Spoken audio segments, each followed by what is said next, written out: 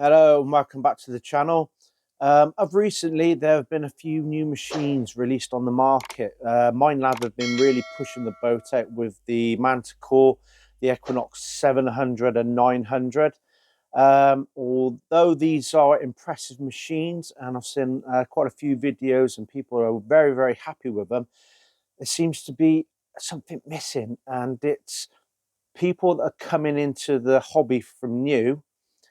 They can't always afford these expensive machines. So I've got myself a new backup machine to my Equinox 800, and some say it's the Marmite of metal detectors. It's the Quest Q30 Plus, and basically I'm just going to put this thing together. So it's not going to be a typical unboxing because there are other videos that have done an unboxing. So we're just going to put this together, and I'm just give my, my first initial thoughts of it, and then the next part of the video will be out in the field. So let's put this thing together, and we'll be right back. Right, now in the box you do get a Quest finds pouch, which will come in handy as a spare one should I ever need it, or if I'm taking somebody out who's going to be borrowing this machine. And it comes with an American European style charger plug with a USB fitting. And the thing I like about this is the charger is it's magnetic like the Equinox metal detectors with that on there. So basically that will go on the back like that, and then it easily just peels off. I think that this is the way that all metal detectors should be going now, because there's nothing more infuriating than unscrewing your charger cable. Now on the Noctua Macro Simplex, a few people had a few issues because they were screwing the charging cable into the back and not realizing that you have to screw it in so far, then you have to push it in a little bit more and then continue to screw it up. So some people were literally cross-threading or stripping the threads off the inside. So having a magnetic way to charge it is the way forward. It should be on all machines. And then the Q30 Plus does come with wireless earphones, which are also USB charged, and bit old tech now. It's a USB-C, a mini USB, not a USB-C. The headphones, they're a little bit to be desired. They look a little bit like 1980s style pilot earphones, or maybe like the old tape set Walkmans that we used to walk around with. So they're all right, but the main reason I bought the Q30 Plus is because it is Bluetooth, so I can put other headphones to it if I want to. The Quest does come with a 11x9 Raptor X turbo coil, and it's a searcher coil, so it's not 1111. The other thing that I do like about this Quest is the adjustment for the hand grip. So on other machines, this would be fixed, and then you'd adjust the cup to suit. Well, you can miss out on small margins of adjustment. So to adjust it on the Quest, you just literally pull the cam lock down and slide it up and down to where you suits you, and then just redo the cam lock again. That port on the back there is for wired headphones, not that I need them. And the other thing I like about this is also the lower stem, although it's plastic, isn't as flexible as the Simplex was. But don't get me wrong, this isn't a comparison to a Simplex and the Quest Q30. I'm just using the Simplex as a reference because I've used the Simplex. I had it and I used it for over 12 months. And then I've got this and I'm just noticing the little differences. They're similar on the cam locks for the stem, so it's one underneath like that to adjust the stem, and the same on the bottom one as well. You can adjust, but this bottom stem seems a lot firmer, and less wobble. That's the main thing I got with the Simplex. I noticed is on your in and out swing, the coil literally would do that. And a lot of people will agree with me. The Simplex did have an annoying wobble on the end of its stem. But this one is nice and rigid. The arm cup, nice and solid. You can even flex it and that ain't going to break. The only thing that is a little bit off is the how thin the arm strap is. Now, I know a lot of people don't use the arm strap, but I do. I like to use an arm strap. It takes a lot less stress off your wrist when you're swinging. I don't think there's much else to say. You know, I haven't even turned it on yet, so we're going to get it fully charged up. And then I will swing over a couple of coins in the back garden just to get my bearings on numbers for specific coins and all that. And then the next time you see me, I will be out in the field. So we'll see you out there. Right, so here we are. We're out in the field, and this is the first time that I'm going to be turning this on. So it's just a one press in the middle. I think that's done an auto ground balance or a noise cancellation, I think. So let's have a look, see if we can zoom in. So the only thing that I'm really not happy about is that some of these functions is a two-hand operation. So to change from park, I think we've got to push down this button here and then push that top one to go over to which one you want. So you got wet sand there, seawater, gold 1, gold 2, park mode and field mode, which is where we want to be. And no, got it dirty.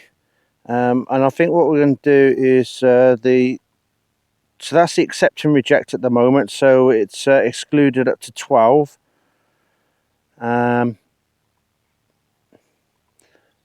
Then 3 tone, I think we'll go to 4 tone because I'm used to using 5 on the Nox. I ain't going to mess around with the tones as such. And then you got your iron volume, which would be, I'm going to take that down to 1. And then on the side here, you got your volume, which is at the moment set on vibrate. So you just about hear that now. Now down here on the floor, I've got some targets to familiarise myself with. So the first one is a coin I found from the last outing, which is the George III.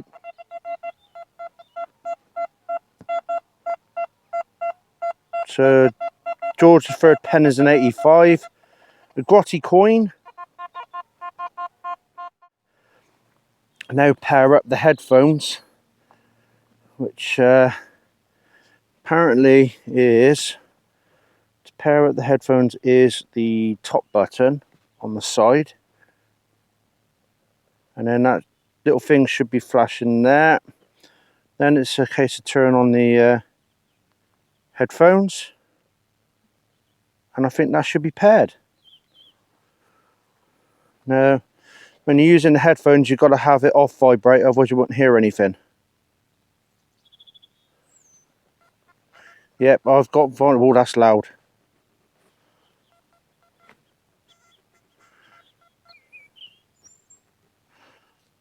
That's vibrate.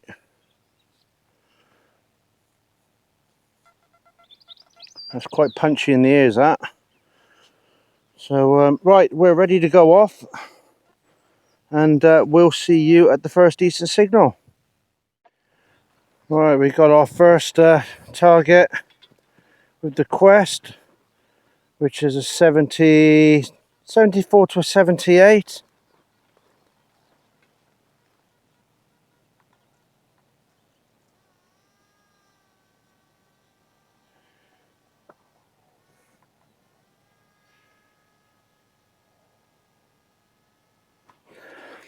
Seeing it's somewhere in there. Some of you may notice I've gone back to my original spade, which is the Rome Wild multi-digger, but that's because it's because it's arable land and it's easier digging. Right, so we got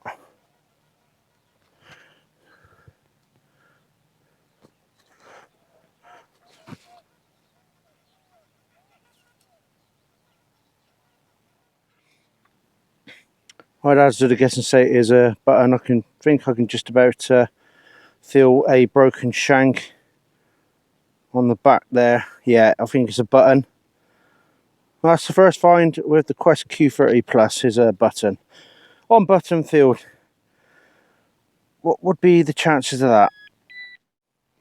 Well, our second target is a nice 51. So let's see what this one could be.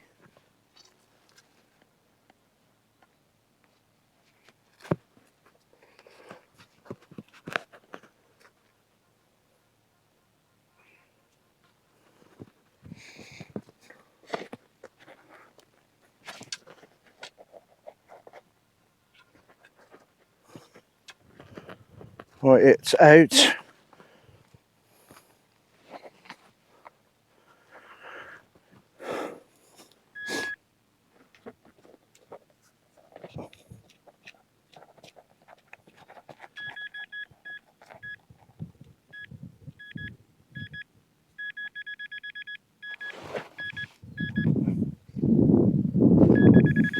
So 50s, well, depending on the size of it, is a bit of lead, and it's all about learning this machine, because obviously I'm just so used to the Nox now with its number of EDI, and this is ranging a lot higher. It's just working out what those are and what to dig and what not to dig. But a 50 I probably would have dug on the simplex anyway. So right, I think I found my first little bit of a good find.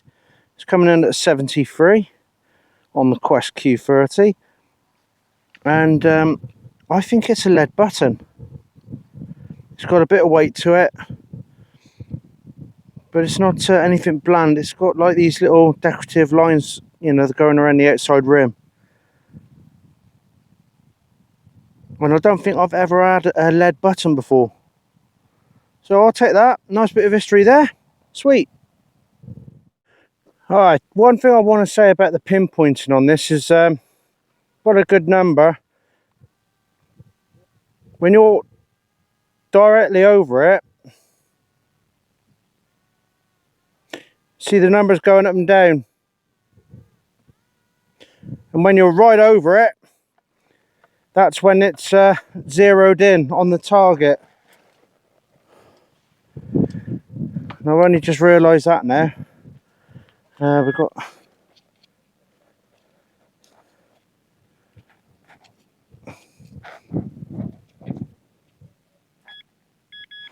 another button.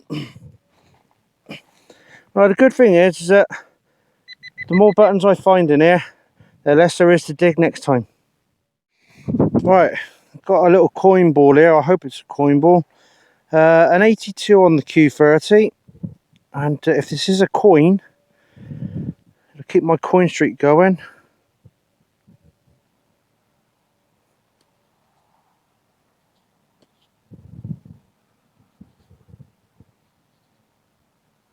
Or is it a name tag or something? I'll give that a bit of a clean up and we'll be right back. Well, I don't know what that is, but it's pretty looking. Looks like it's got some gold gilding on it, but it's got a hole there, and I don't know whether that's been done after the purpose of this, like it was nailed to a door or something. First of all, I thought that little chip on the other side was another hole, but I don't think it is. There's nothing on the back. So I've got no idea what that is, but it is pretty looking. So I don't think it's a button. Cool. That is the first decent find with the Quest Q30. Absolutely smashing that. Next find up, which was 57 on the Q30, pistol shot. Right, we are definitely onto a coin there. Imagine I guess and say it's either a modern 5p or it could be something old like a farthing.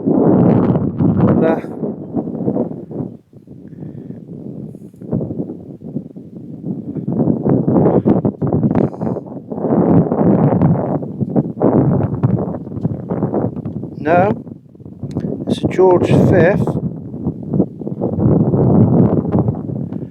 Reckon what? It could be 50% silver.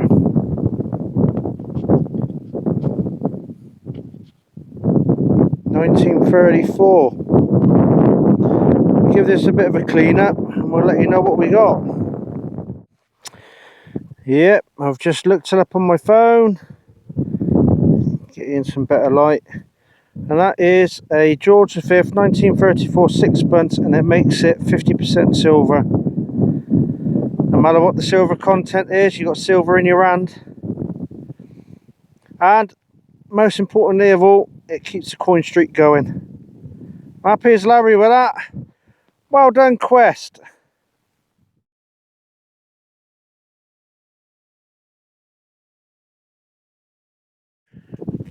Right, that's the highest signal I've had for the Quest today. Not too deep.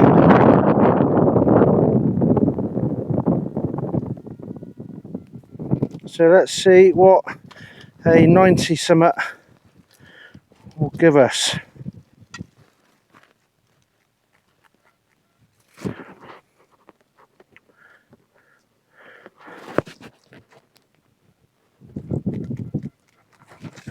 That looks like a big ass coin to me. A big ass coin.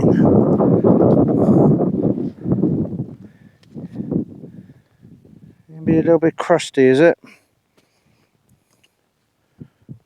We'll get the brush and the water on it and see what we got there. It looks like a penny, and it's quite a thick one. I'd probably hazard a guess and say it's probably a George III penny. Let's see. Look in a minute. Right, I was wrong on both accounts. It is a penny. It's a Britannia. Sat on the front.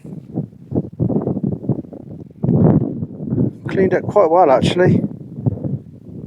And then on the back is a Queen Victoria. It's 1855. So it's an early Vicky Bunhead.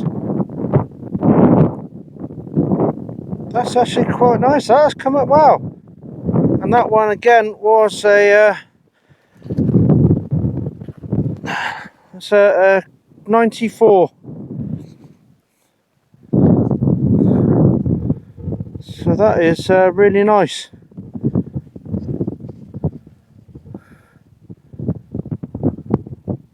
It's quite stunning that. I'll take that all day, every day. Well done, Quest.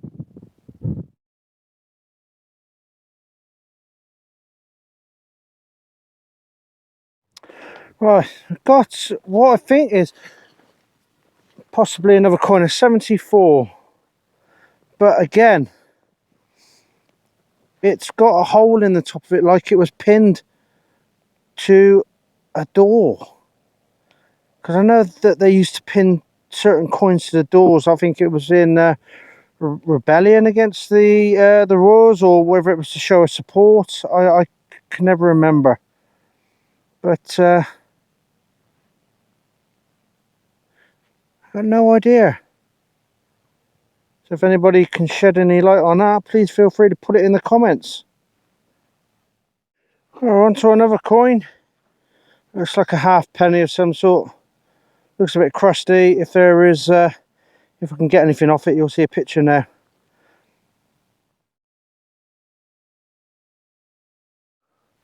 Right, so that brings us to the end of that hunt. The first outing with the Quest Q30 Plus went pretty well, I think.